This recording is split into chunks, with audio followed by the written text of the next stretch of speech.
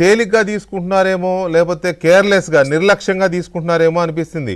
మన బసవయ్య గారు చిన్నచూపు అన్నాడు, కానీ ఇప్పుడు కొన్ని ఇనాపరేటెడ్ అకౌంట్స్ ఉన్నాయి, అది తెలిసిందే కదా. ఇనాపరేటెడ్ అకౌంట్స్కి కౌలు ఇవ్వకపోవడం అనేది అది ఎంత నిర్లక్ష్యం అది. తర్వాత లీగల్ ఎయిర్స్ ఉన్నారు, వాళ్ళు పాపం అసలే కుటుంబ యజమాని చనిపోయి వాళ్ళ బాధల వాళ్ళు ఉంటే వాళ్ళ సమస్యని పరిష్కరించి వెంటనే వాళ్ళకి కౌలు వేయడము అవన్నీ సాల్వ్ చేయాల్సింది ఎవరు? సిఆర్డిఏనే కదా. ఇవి చేయకుండా వాళ్ళు తిరుగుతుంటే ఆయన చెప్తున్నాడు ప్రభుత్వం మారిన రోజు ఇచ్చిన అర్జీలకి ఇప్పటివరకు దిక్కులేదని. ఇది సిఆర్డిఏ ఎందుకు ఇలా చేస్తోంది? ఇది మున్సిపల్ శాఖ వైఫల్యమా, నిర్లక్ష్యమా? సిఆర్డిఏలో ఉన్న అధికారులు సిబ్బంది నిర్లక్ష్యమా, మొత్తంగా ప్రభుత్వ నిర్లక్ష్యమా? ఏమనుకోవాలి దీన్ని?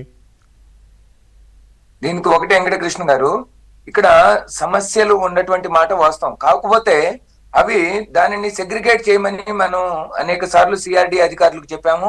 వాళ్ళు కూడా ఈ మధ్య కాలంలోనే పరిష్కార వేదిక అనే దాన్ని ఒకటి ఏర్పాటు చేయడం జరిగింది. మీరు క్లోజ్ గా మానిటర్ చేయాలి అని మనం కమిషనర్ గారిని కలిసినప్పుడు కూడా అనేక సార్లు చెప్పాం. ఎందుకంటే దీంట్లో కొన్ని అంశాలని మీరు సెగ్రిగేట్ చేయండి, ఏది ఎమ్మటనే పరిష్కారం చేయడానికి అనుగుణంగా ఉంది, ఏది ప్రభుత్వం యొక్క పాలసీ నిర్ణయం తీసుకోవడానికి వెయిట్ చేస్తున్నారు, ఆ వెయిటింగ్ టైం ఎంత టైం పట్టిద్ది, ఎప్పటి లోపల పరిష్కారం అయింది, లేకపోతే కొన్ని అంశాలని మీరు ఎప్పుడు పరిష్కారం చేయదలుచుకున్నారు, దానికి లిమిట్, ఈ విధంగా సెగ్రిగేట్ చేసి చిన్న చిన్న మీరు అంశాలు ఇందాక చెప్పినవి ఉండేయండి. కౌలు విషయంలో గతంలో అనేక 2019, 2024 మధ్య వారికి యొక్క ఖాతాలతో సంబంధం లేకుండా సిఆర్డిఏ యూనిట్ల్లో నుంచి ఎక్సెల్ షీట్లు తెప్పించుకొని ఆ ఎక్సెల్ షీట్ల ప్రకారం డబ్బులు పంపిణీ చేయడం జరిగిందండి. దాని వల్ల మనకు ఉన్నటువంటి రూల్స్ లో కూడా కొంతమందికి భూములు అమ్ముకున్నా కూడా వాళ్ళకి వెళ్ళి కొంతమంది కొనుక్కున్న వాళ్ళకి దాన్ని నోటిఫై చేయలేకపోవటం వల్ల, లేకపోతే అది చేయకపోవటం వలన వాళ్ళకి కొంతమందికి ఆగిపోయింది. ఏది పంపిణీ జరిగినటువంటి బంధుమిత్రుల మధ్య దకాల దస్తావేజులు చేసుకున్నటువంటి వాళ్ళందరికీ కూడా, గిఫ్ట్ డీల్ చేసుకున్న వాళ్ళందరూ కూడా ఆగిపోవడం జరిగింది. దాన్ని సెగ్రిగేట్ చేయమంటే దానికి ఒక పరిష్కారాన్ని చెప్పారు. ఇందాక తిరుపతిరావు గారు ఒక మంచి మాట చెప్పారు.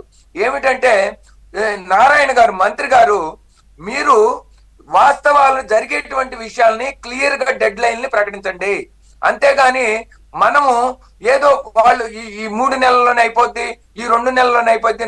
మాకు కూడా ఒకసారి అనిపించిందండి, స్వయాన చంద్రబాబు నాయుడు గారు సిఆర్డిఏ కార్యాలయాన్ని మరి తిరిగి పునఃప్రారంభించడానికి నిర్మాణం వచ్చినప్పుడు దీన్ని 90 రోజుల్లో మీరు దీన్ని కంప్లీట్ చేయాలని చెప్పడం జరిగింది.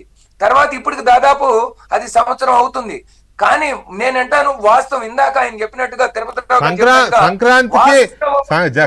సంక్రాంతికి ఓపెన్ చేసేస్తామని చెప్పారు కదా.